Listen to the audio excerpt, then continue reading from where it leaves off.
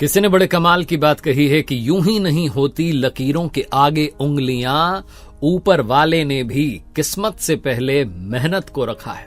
नमस्ते, मैं हूं आरजे कार्तिक। एक बड़ी छोटी सी कहानी है, पुराने जमाने की एक गरीब किसान की कहानी है, जिसके पास में कोई खेती नहीं बची थी, कोई जमीन नहीं बची थी। खेती करता तो कहां करता। उसके पास में सिर्फ 2 बैल थे और एक गाड़ी थी। उस बैलगाड़ी से ही उसका जीवन चल रहा था। वो गांव वालों का सामान लेकर के शहर में जाता और गांव वालों को जो शहर से सामान मंगवाना होता था वो वापस गांव में लेकर आता। कुल मिलाकर के डिलीवरी का काम कर रहा था और ऐसी उसकी जिंदगी चल रही थी। वो हमेशा ऊपर वाले को कोसता रहता था कि मेरी जमीन ले ली, मेरे पास कुछ नहीं है, 2 बैल हैं, अब इनसे मेरा सहारा चल रहा है, कुछ तो करो जीवन में। एक बार बरसात का समय था, मॉनसून का समय था, बारिश के दिन थे, तो शहर से जो गांव आने वाली सड़क थी उसमें कीचड़ भरा रहता था। जब वो शहर से सामान लेकर के वापस आ रहा था, उस दिन सामान भी ज्यादा था, उसकी बैलगाड़ी वहीं उस सड़क में फंस गई। और जब उसकी बैलगाड़ी उस सड़क में फंस गई, उसने अपने दोनों बैल को बड़ा जोर दिया, उनसे कहा कि निकलो बाहर, लेकिन वो बैल भी ताकत लगा करके उस गाड़ी को बाहर नहीं निकाल पाए। अब उस किसान का दिमाग पूरी तरीके से खराब हो गया। शाम होने को आई थी, सनसेट होने को आया था, रात होने वाली थी। उसे पता था अब तो कोई निकलेगा भी नहीं इस रास्ते से, और कोई निकलेगा नहीं तो ये गाड़ी बाहर कैसे निकलेगी।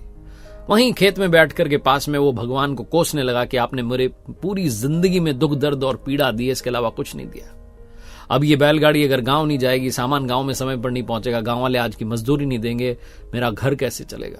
आपने सब बर्बाद कर दिया। बस लगातार कोसे जा रहा था, किस्मत को कोसे जा रहा था। तब वहां से एक महात्मा जी निकले और महात्मा जी ने देखा कि बैलगाड़ी कीचड़ में फंसी हुई है, किसान खेत में बैठ करके लगातार कोस रहा है। तो महात्मा जी ने कहा कि इतना भगवान को क्यों कोस रहे हो, तुम अपनी गलती क्यों नहीं देखते।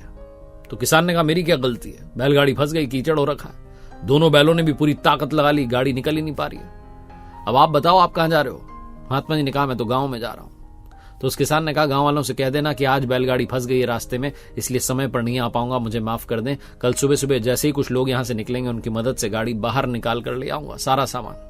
महात्मा जी हंसने लगे और कहने लगे कि यह सामान तो आज ही गांव में पहुंचेगा, लेकिन पहली बात तुम्हें वहां से खड़े होना होगा और यहां आना होगा, प्रयास करना होगा। उस किसान ने कहा कैसा प्रयास, दोनों बैलों ने ताकत लगा ली।